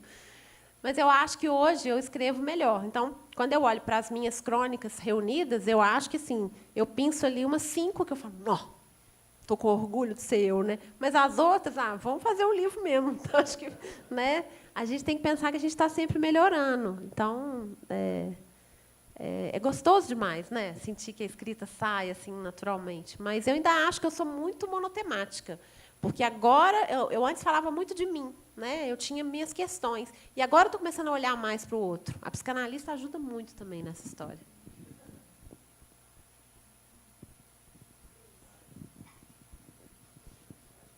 Oi, querida. Tudo bem? Tudo jóia? Você falou sobre quer dizer, você começou a escrever sem essas referências que, eventualmente, alguns escritores, né, de onde alguns escritores partem, enfim, para fazer a sua própria experiência. Mas eu vi ali atrás do vídeo uma série de livros, né? Tudo cenográfico. Estou brincando. Bom, em que momento você se torna leitora e de quê? Quais livros você foi buscar e por quê? Eu, na verdade, sempre fui leitora de crônicas. Sempre li crônicas. Assim, eu tomei gosto pela leitura, literalmente, com aquela coleção Para Gostar de Ler, que foi uma coisa que me aproximou. Crônica é o tipo de leitura que eu mais gosto. Mas, assim, eu acho que eu sempre fui uma leitora de experimentar a textura dos autores, mas nunca fui nossa, eu li toda a obra de fulano de tal, não. Mas, assim, tem muito Fernando Sabino, tem muita Clarice Lispector, tem Drummond, tem Mário Quintana. Eu acho que tem muitos brasileiros na minha influência. Tem as pessoas mais modernas também, tipo o Antônio Prata, que é um cara assim, que eu queria ser ele, na verdade. Queria matá-lo e ser ele, só isso. O Gregório do Vivier, que eu acho que é uma escrita muito moderna também. Fernando Sabino, Lia Luft, Marina Colassante. Acho que tem vários escritores. E o Veríssimo também, muito presente. Agora, isso é interessante, porque, como a minha escrita era uma busca pela delicadeza, eu sou uma pessoa que, pessoalmente, sou absolutamente engraçada, mas o meu jeito de escrever não é engraçado. O meu jeito de escrever é doce. É como se fossem duas pessoas. E, hoje, a minha busca é por saber escrever também de um jeito engraçado, porque isso é um desafio para mim. E eu acho que o Veríssimo fazia isso muito bem. Ele é um grande exemplo para mim, mas eu não acho que sem os meus gestos, eu sou engraçada. É engraçado isso, né? É um aprendizado. Mas eu não sou uma grande leitora no sentido de... Você pode ver que eu estou sempre cercada de livros, mas eu não consigo ler livros inteiros, por causa da vida que eu levo hoje em dia. Mas eu tenho que estar sempre acompanhada de livro. E eu sou aquela pessoa que vai na livraria e eu quero comprar todos os livros, sabe? Fico louca. Melhor eu não ir. Mas eu acho que você estar cercado de livros, e de vez em quando abrir um livro, já é o livro ele é casa, né? Uma casa para a gente morar, assim. Então, eu não tenho uma grande referência. Talvez a Clarice Lispector seja os escritos isolados dela, os escritos curtos dela são muito próximos daquilo que eu gosto de escrever. Boa noite. Uma vez eu ouvi uma crônica sua na Band News que falava, era um jargão bem conhecido, que fala sobre a grama verde do vizinho. E nessa sua crônica você falava no Facebook, fez, né, um paralelo. No Instagram. O Instagram do vizinho é sempre melhor que o seu. Eu gostaria, né, pedindo, por favor, para você falar um pouco sobre isso e sobre a influência das redes sociais na leitura, nos livros de hoje em dia, que creio que vem afetado muito, né? Os best-sellers geralmente são assuntos voltados mais para as redes sociais, para aquilo que bomba. Então, eu gostaria que você falasse um pouco sobre isso. Bom, eu não posso criticar muito, porque, na verdade, eu fui muito beneficiada pelas redes sociais, né? Eu sou uma escritora que tive a oportunidade de ter o retorno do meu trabalho através das redes sociais, então eu sou muito grata à própria internet, porque ela me ajudou a me ver como escritora, né? Mas eu acho que realmente a gente está vivendo um momento em que o youtuber lança livro, né? Isso é meio que uma inversão de valores. Por um lado, é muito interessante como que o livro continua vivo, né? As pessoas acham, agora é só livro virtual. Não, o livro é um objeto que a gente quer ter, que é muito legal, que é carinho, é afetuoso, é quente, é muito legal, né? Mas a gente está vivendo uma era diferente, né? Então, por exemplo, eu acho que a crônica é o estilo literário mais atual que pode existir, né? Que é você falar do cotidiano, é você colocar uma luz diferente sobre algo do cotidiano. Porque a gente, infelizmente, hoje, a gente tem um acesso a muita informação. E uma grande parte dessas informações não seriam necessárias, né? A gente está produzindo uma quantidade incrível de informações. Às vezes, eu tinha vontade de receber algum silêncio por e-mail, sabe? Assim, olha, chegou um silêncio para você. Né?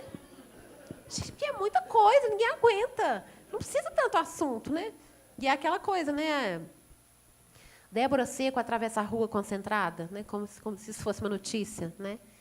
E esse texto do Instagram é até interessante porque o Instagram é uma rede muito visual e quando eu publico textos no próprio Instagram com uma imagem forte, faz muito sucesso, ou seja, o meu público está interessado em me ler. Isso é muito legal, né? Isso é maravilhoso, eu considero um privilégio, assim. Mas a gente está lendo muita coisa, né? A gente não dá conta de ler tudo, é muita coisa que chega para nós sempre. E a questão das redes sociais é uma angústia muito grande, né? Porque assim, a gente é viciado. Eu acordo, eu pego meu celular e dou uma olhada no Instagram. É a minha primeira prova de que a minha autoestima anda boa, né? Porque eu vou olhando ali e falo, nossa, que vida ruim que eu tenho. Tem uma pessoa nadando com golfinho, a outra fazendo aula de cerâmica, a outra com a barriga negativa, a outra em Lisboa, né? E eu mal consegui na ginástica, né? Ou seja, você acredita naquela mentira que está ali, porque, na verdade, é uma coisa, é um enquadramento de um pedaço da vida, e aí, na semana seguinte, ou no mesmo dia, você vai para um restaurante e faz uma foto linda de um petit gâteau, e a pessoa fica com inveja de você. Então, ora você tem raiva dos outros, ora os outros têm raiva de você, e no final é tudo mentira, né? Então, assim, isso é uma crônica, né? É uma crônica dessa loucura que a gente está vivendo. Então, eu falo que todo dia a gente tem que descascar a vida alheia, né? Fala assim, então tá. Aí eu lembrei um dia que eu fiz uma foto, estava lá em Milão, linda, maravilhosa, mas meu pé estava doendo, não tinha mais um puto, estava indo embora e ia pegar uma classe econômica com horas de voo para cá, né? Então, a gente vive a gente acredita nessa mentirinha que a gente mesmo conta, né? É muito doida essa vida que a gente está vivendo. Mas eu acho que essa questão das redes sociais, dos youtubers e tudo mais, é igual tinha Júlia, Sabrina e Bianca na nossa época, que era legal de ler também. Meu sonho era ter um armarinho bem escuro, sabe? Um armarinho, uma loja assim. Nossa, esse é meu sonho. Um armarinho bem escuro, eu ficar lá vendendo, esperando a pessoa chegar. Quando chegasse um cliente, eu estaria lendo Júlia, Sabrina e Bianca, uma das 3 coleções. E aí ia chegar uma pessoa e falar assim, tem linha azul royal? Eu ia falar assim, tem não. E voltaria assim para o meu livro. Vida boa, né? Sem complicação.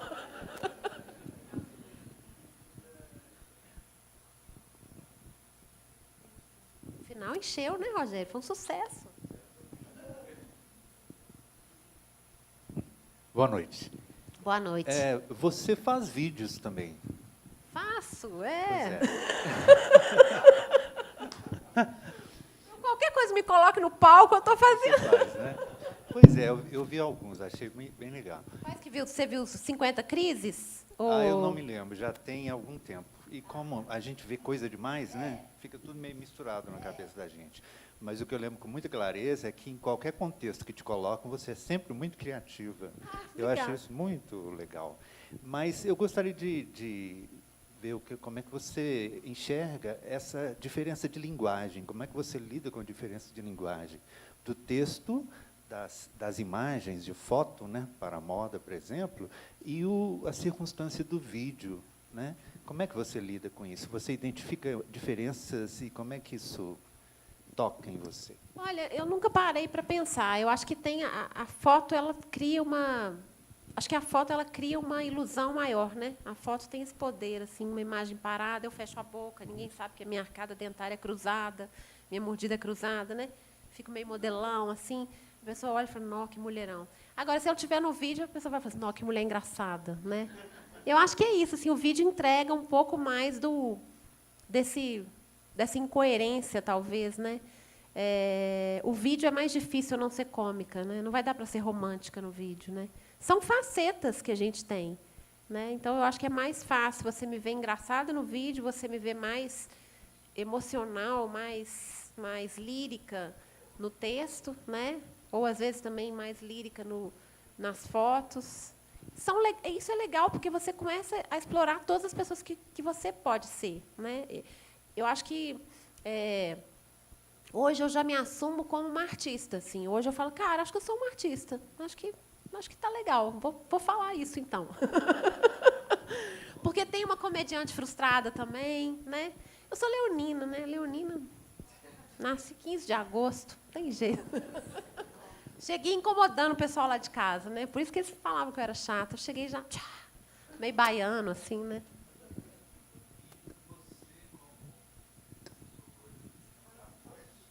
Stand-up é ótimo. Você falou que tem mais identificação com o gênero crônica, né? Mas eu estou aqui tentando imaginar o que seria um romance escrito por você. Você já pensou nessa possibilidade? Você não tem sei esse escrever projeto? romance, só sei viver romances. Bom também.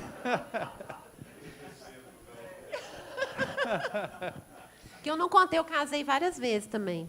Que depois, quando eu falo assim, não, tal, aí eu vivi a perda do meu marido, mas podem ficar tranquilos que eu já casei várias vezes. Mas e escrever? Escrever texto assim de longo fôlego, com uma intenção de trabalho de linguagem, isso não te interessa? Eu acho que eu não tenho capacidade para isso. Assim, vou ser super sincera. Eu acho que eu sou... A publicidade ensina para a gente uma escrita mais curta, mais rápida, de momentos, né? A gente faz comercial de 30 segundos, a gente faz rádio 30 segundos, a gente faz um anúncio. Nossa, pensar num romance dá uma preguiça. Nossa, não consigo, não. É que eu acho a crônica muito contemporânea. Então, assim, eu super admiro quem faz um romance maravilhoso, mas eu acho que eu não nasci para isso. Posso pagar a língua, seria uma língua ótima de pagar, mas enfim. Espero que pague. E Obrigada. poesia? Poesia eu acho que eu faço. Eu não sei fazer poesia no formato tradicional da poesia, mas eu acredito que a minha escrita é muito poética. Concordo. Eu tenho algumas escritas curtas, assim. Eu quero lançar um livro só de textinhos menores, assim. Depois do Para Francisco, uma leitora, sempre as leitoras, sempre alguém que critica, que desafia, é ótimo, bota a gente para frente. A pessoa falou assim, você vai ficar falando sobre essa dor o tempo todo? Eu falei, não vou, não.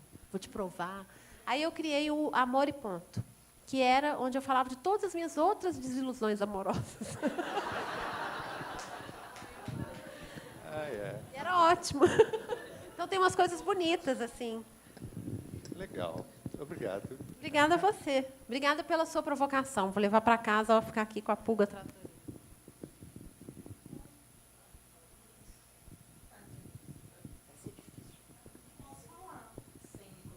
Olha que voz potente. Porque a gente grava tudo aqui para formar parte do nosso acervo. Uhum. Para que as pessoas possam pesquisar. Então, gente, boa noite. Mais uma vez, né, Cristi? Prestigiando, assim, toda Obrigada, vez que você Rafa. te acompanho desde o Para Francisco, né? Desde o blog.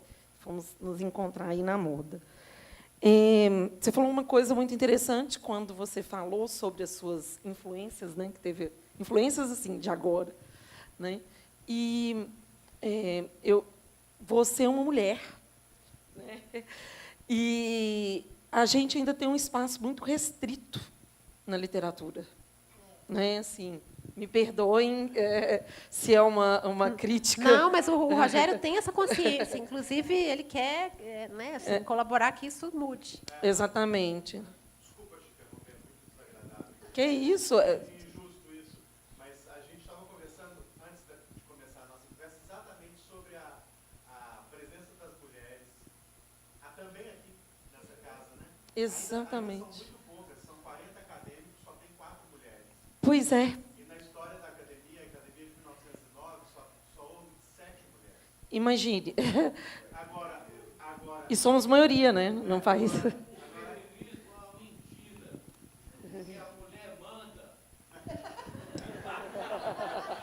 Obrigado, viu, Beto?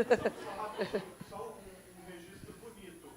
Embora ao longo da história tenha havido pouquíssimas mulheres, A atual presidente a atual presidente é mulher. é mulher. E aqui a casa elegeu a primeira mulher 14 anos antes que a Academia Brasileira elegesse. Não, sim. É Henriqueta Lisboa. Aham. Elegeu a Henriqueta Lisboa em 63 e a brasileira só elegeu Raquel de Queiroz em 77. Sim. Enfim, Não, foi ótimo. Então, era isso que eu queria perguntar, assim, como que você se sente, assim, foi para a Band News e depois conseguiu, estar escrevendo na revista e está sempre sendo acessada em um lugar de fala que é tão difícil, né? As pessoas ainda ouvirem e assim, falando assim, nossa, que legal, uma mulher falando uma coisa legal, falando crônica do dia a dia, né? É difícil ainda, né? Assim, infelizmente. Como que você se sente sendo uma representante nossa? Olha, eu não penso tanto sobre isso. Recentemente eu comecei a pensar mais. Eu não sei se é porque eu me sinto tão...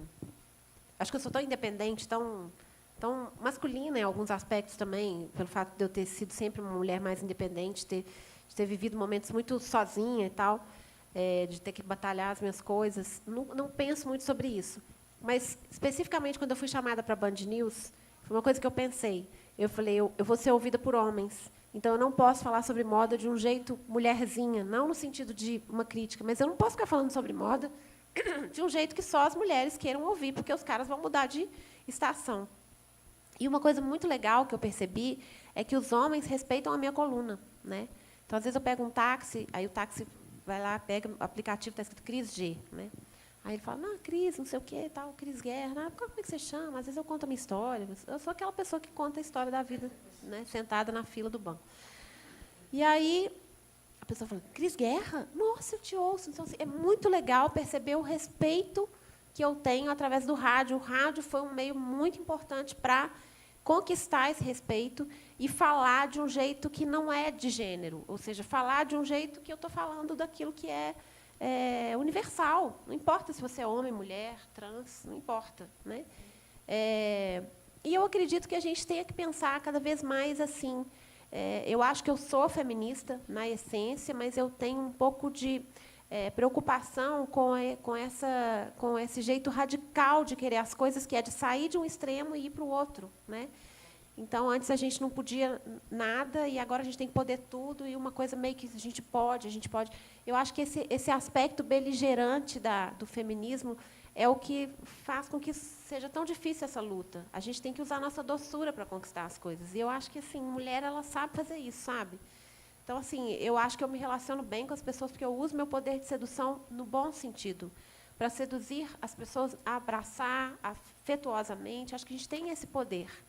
E quando eu estou na Band News, que é onde eu percebo que esse lugar de fala foi mais, que houve realmente uma conquista, às vezes na Encontro também, o que eu percebo é assim, eu posso falar de uma maneira delicada sem ser mulherzinha, sabe? No sentido de sem ser vítima, né? E sem ser beligerante, sem ter que atacar. Né? Eu não preciso ser masculina para lutar pelos poderes femininos. Acho que é isso. Nossa, ficou bonito esse discurso, né? Alguém gravou?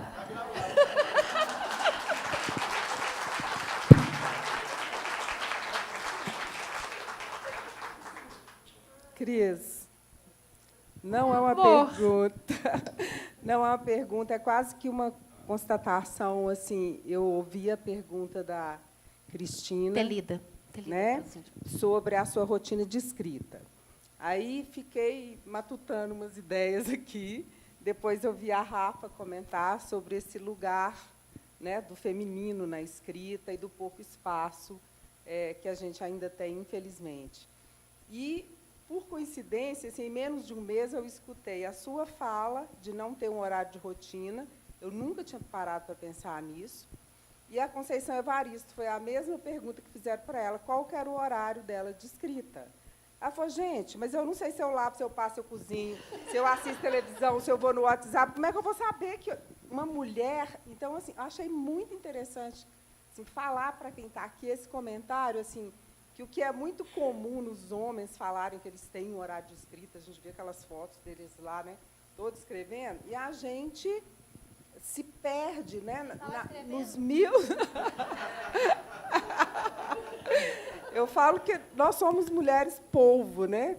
Com tentáculo em cada lugar, resolvendo 1000 coisas ao mesmo tempo. E eu queria só constatar isso, que eu achei muito interessante. Assim, eu também escrevo e eu também não tenho esse horário. Né? Escutar da Conceição e escutar de você e me fez lembrar dessa referência, assim, até na forma da escrita, o feminino se coloca de outra forma. Né? Eu acho que talvez o título para esse comentário seu seja o título que eu estava querendo colocar no texto da Vida Simples, que eu tinha que entregar ontem, que é Pelos Cotovelos. Assim, eu acho que a gente tem essa coisa da expressão o tempo todo. Então, é como se fosse assim, a gente não escreve, a gente vive. E como a gente vive, a gente já está escrevendo. Enquanto a gente está vivendo, a gente está pensando. Por isso que o caderninho tem que estar sempre do lado. E o meu sonho é um scanner de cabeça, que eu acho que já passou da hora de inventarem. Eu estou lá tomando banho, enquanto isso estão anotando as ideias, gente. Porque tem muita ideia, não é? Você está andando de ônibus, andando a pé, tomando banho. A gente tem ideia o tempo todo. A gente quer expressar, a gente pensa coisas, a gente faz raciocínios o tempo todo. E é assim, aí tem hora que você pega o caderninho e organiza, né? Mas a escrita acontece ao longo do tempo. Pois né? é, Adorei ouvir isso também. Eu estou encantada que você veio. Pois é, eu já sei milhões de coisas, mas assim é maravilhoso te escutar sempre. Querida. E uma das coisas que eu mais admiro no você é exatamente esse humor.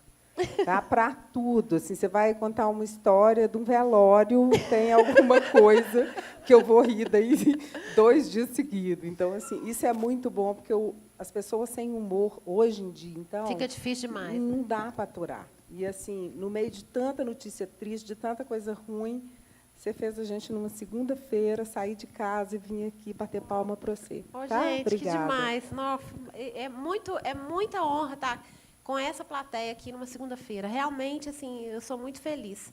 E sobre o humor, eu falei da Telida porque ela realmente é uma pessoa que me ensinou muito o humor. Ela é uma pessoa bem-humorada. Nós temos jeitos diferentes de ser. E tem uma história do velório do meu pai que é, assim, maravilhosa. A Telida chegou no velório do meu pai. Não, ela chegou já no enterro. Meu pai foi enterrado num túmulo que tinha sido... Era da minha tia-avó. Enfim, tinha todos uns restos ali. Tinha uma caixinha de metal.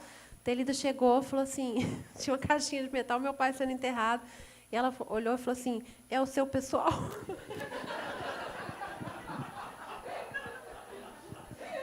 Gente, essa é a lembrança que eu tenho do dia do enterro do meu pai, entendeu? Tem coisa melhor do que você viver assim, né? Porque ajuda demais, é igual a história que eu conto, que eu contei no começo da palestra, que eu fui no shopping e a pessoa falou, vai participar do sorteio e tal. Ah, não, mas eu não posso, minha mãe morreu. Ah, põe o nome do seu namorado, morreu também. Seu pai, morreu todo mundo. Gente, quando você começa a enxergar as suas tragédias com um distanciamento, vira comédia, né? Então, é realmente uma estratégia de sobrevivência para a vida, né? Se não fosse isso, a gente não dava conta, sem dúvida. Obrigada, querida. Cris, boa noite. Você encontrou na escrita e na exposição, tanto no blog para o Francisco, quanto no Hoje Eu Vou Assim, a sua cura e libertação. Nessa época de rede social, para quem está começando um negócio, que é necessária essa exposição, e para quem tem dificuldade de se expor, você tem alguma dica para dar? Olha, eu acho que a palavra é respeitar a sua verdade e a sua personalidade. Uma coisa que eu percebo que eu fiz com muita tranquilidade você até falou a liberdade, né, a minha libertação. Eu acho que se tem uma coisa que eu consegui ser na vida é livre. Talvez a coisa que eu tenha mais conseguido ser. Assim, eu acredito que eu sou uma pessoa livre. Consigo estar mais ligada naquilo que eu acredito do que no que as pessoas pensam de mim.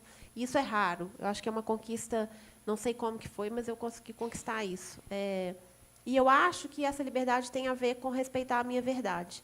Então, eu criei um blog sem imaginar, que fez parte de um movimento pioneiro. Depois veio um boom de blogs, né? Assim, 1 milhão de blogs, né, Silvia? E eu fiquei assim, será que eu deveria, então, agora fazer look do dia de tal jeito? Será que não sei o quê? Elas estão, né? Elas começaram a ganhar uma audiência muito grande e eu fiquei com minha audiência pequena. E aí eu entendi que o que eu deveria fazer é respeitar a minha verdade. Eu acho que enquanto você respeita a sua verdade, você faz de um jeito que não vai te agredir e não vai agredir ninguém, né? Então, eu faço campanhas, às vezes, no meu Instagram, eu ganho dinheiro também como influenciadora digital, embora eu não goste de me auto-intitular influenciadora, porque a minha função não é ser influenciadora, né? Mas eu também ganho dinheiro mostrando produtos nos quais eu acredito, mas sempre com a verdade, né? Então, se você se mostra com a verdade, aquilo vai ser natural, né? Você nunca vai além daquilo que você acredita, nunca vai fazer alguma coisa da qual você se arrependa. Então, acho que a palavra é essa. Esteja conectado, não vai além. Não, faz aquilo que você der conta com o tempo. E não acho que o mundo é só para quem se expõe. Tem várias formas de fazer as coisas também, né? Você pode ter um negócio e expor o negócio, mas não você, né? Existem formas de fazer respeitando a pessoa que você é. Tá tão gostoso. Não parar, não, gente? Não, eu preciso perguntar. Boa noite primeiro, né? Boa noite. Virei sua pulga, não sei por que cargas d'água. Comecei a te ouvir na Band News e onde você está, eu estou indo. Oh, que bonitinho, obrigada. Mas já li todos os seus livros, gosto muito. E quando você falou Cartão Fidelidade, você já está com... viu, né? Mas quando você fala da poesia, você tem... Tudo que você escreve, você tem a poesia, sim. Eu percebo isso. Mas você falou de verdade aí. Eu queria saber, ter a sua opinião em relação a psicanálise, quando que você procurou psicanálise e o que ela contribuiu para você ser hoje a Cris Guerra, escritora e bem-sucedida. Eu queria ouvir isso. Eu acho que talvez a escritora tenha se identificado com o método psicanalítico, porque a psicanálise é você se ouvir, né? E a escrita ela tem essa capacidade de fazer com que você ouça coisas que você tem para se dizer, mas que não tinha reparado. Então, por isso que é tão legal ter um caderninho do lado, assim. É muito importante para qualquer pessoa. Eu comecei a fazer psicanálise em 2003, quando eu perdi minha segunda gravidez, e foi maravilhoso. Era a Terezinha, que é uma senhora mais velha, que hoje deve ter mais de 80 anos, ela é incrível, super moderna, e ela me ajudou demais. Foi ela que olhou para mim e colocou um holofote sobre a moda e disse para mim: você puxou sua avó se vestia bem, olhe para a moda como um potencial, presta atenção, isso não é uma coisa ruim na sua vida, isso é uma coisa boa. Então, assim, eu sou extremamente grata a ela, porque eu aceitei a moda na minha vida e olhei a moda por um viés muito mais positivo do que eu olhava, porque eu olhava com culpa, eu era uma consumidora compulsiva. E, até então, a psicoterapia aumentava a minha culpa, né? Acho que o consumo compulsivo, o processo de consumo compulsivo, a culpa retroalimenta esse processo, né? Então, assim, eu me sinto culpada porque eu comprei demais, eu vou lá e compro mais um pouquinho para me sentir melhor. E depois, aí foram 6 anos de psicanálise, depois que o Gui morreu, então foi super importante no processo. Mas eu acho que a psicanálise não é para todo mundo.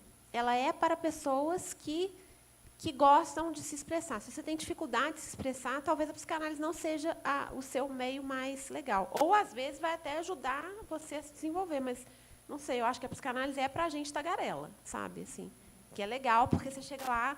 Igual tem dia que eu chego na minha psicanalista atual, eu falo com ela assim, não, então, porque eu cheguei, nossa, a gente já pode parar a sessão, né? Nossa! Ela, então, tchau.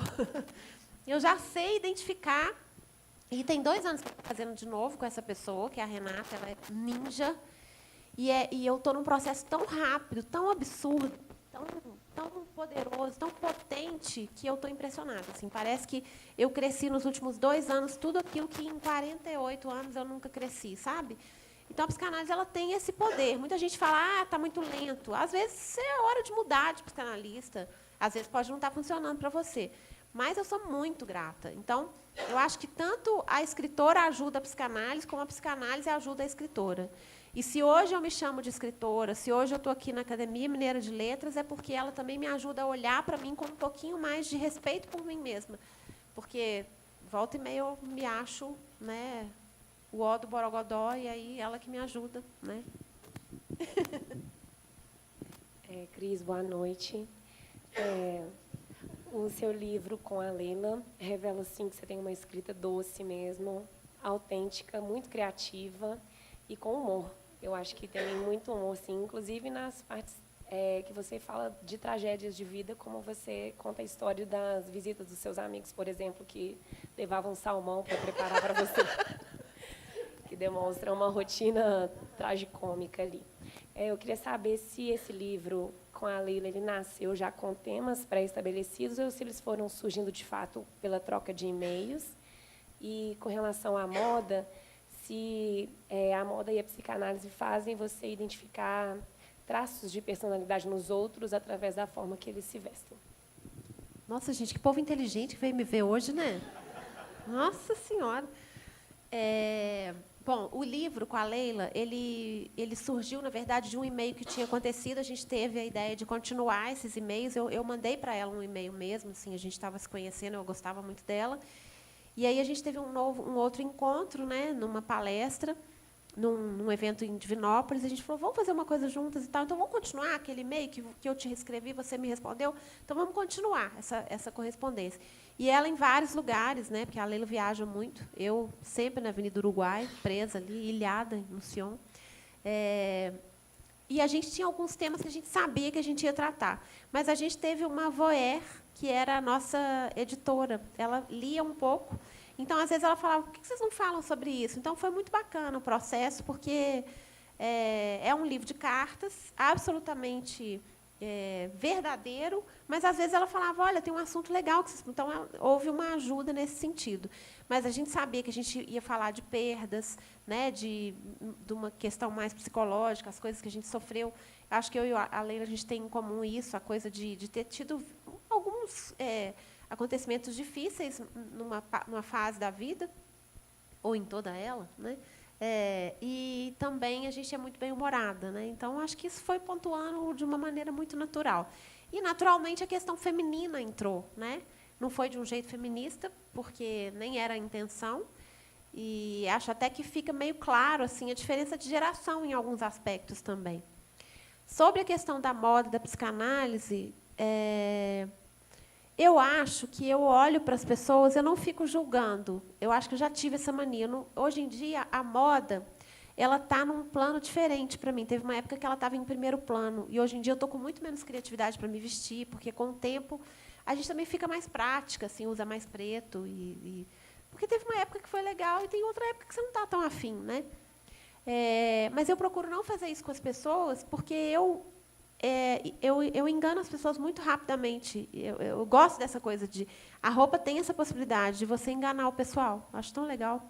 Porque, às vezes, a pessoa olha, né, e fala assim, nossa, a Cris é tatuada, é alternativa. Aí, se eu for para um casamento, eu vou assim, com uma roupa absolutamente clássica. Então, você fica sem entender, né?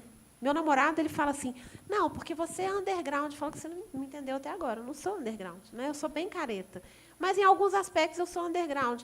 E eu acho que o mais legal da moda é você também usar essas possibilidades de mudar um pouquinho, de mudar de roupagem, mudar de pele, sabe? Falar assim, olha, agora eu sou meio camaleão, assim. Acho que essa possibilidade é legal. Agora, a psicanálise, depois que a gente faz um tempo, a gente fica meio analista mesmo. É bem complicado. É gostoso. Desculpe fazer mais uma. Imagina. Mas é uma pergunta filosoficamente indiscreta. Como é que é a sua posição em relação ao tema Deus e vida após a morte? Nossa! Olha, eu acredito em Deus. Eu não sei qual que é o formato dele, se ele é homem, se ele é mulher, se ele é trans, se ele é um ser. Eu acredito num poder superior. Eu acredito nisso, sim. E não acredito nisso de uma maneira racional. Eu respeito um mistério. É como se fosse assim... somos pequenos demais para avaliar, então eu sinto que tem alguma coisa maior, né? Eu converso muito com o universo, ultimamente eu tenho feito as pazes com ele, E, atualmente, se você me perguntar se eu acredito, eu acho que eu acredito em reencarnação. Não sou espírita, não tenho uma religião, mas acredito em energias. Como figura pública, enquanto eu não olhei para as minhas energias, eu só levei tombos. Então, assim, eu devidamente me protejo, emito amor e estou sempre me protegendo. Tem uma pessoa que, de vez em quando, me ajuda, porque é complicado. Assim. Eu comecei a perceber que, quando você vai no shopping, você volta do shopping muito cansado, não é porque você andou muito, é porque você convive com energias muito variadas. Então, realmente, eu cuido das minhas energias. Não consigo imaginar que não haja vida após a morte, mas não sei como é essa vida. Eu só sei que eu não consigo acreditar que acaba aqui. As pessoas que eu perdi, eu tive experiências, sonhos em que eu sonhei com a minha mãe várias vezes, com meu pai várias vezes, com o Gui várias vezes, mas teve alguns sonhos pontuais que não foram sonhos como os outros. Então, eu acredito nisso. Eu acho que tem outros planos, assim.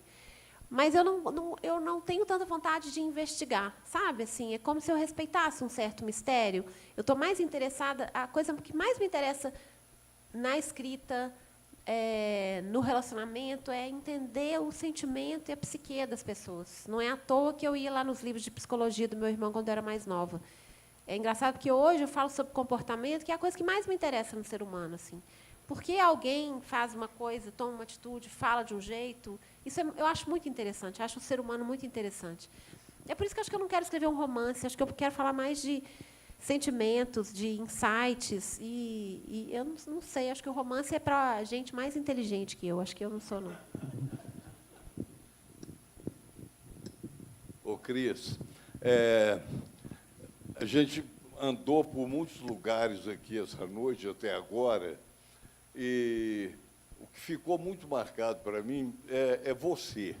Não é seu trabalho, que é magnífico, que é versátil, que é reconhecido, mas, assim, primeiro, impressionante como é que você pega tudo quanto é limão que passa na sua frente e faz limonada, né? Primeiro.